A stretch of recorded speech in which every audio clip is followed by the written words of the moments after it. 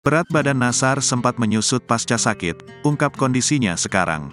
Berat badan King Nasar sempat mengalami penyusutan setelah sakit dan harus menjalani perawatan.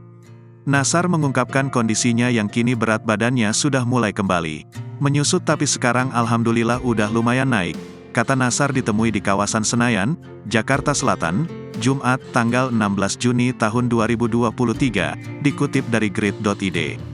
Disebutkan Nasar kini berat badannya mulai kembali dinaikin, berat badan lagi karena aku sudah tidak diet, ujarnya.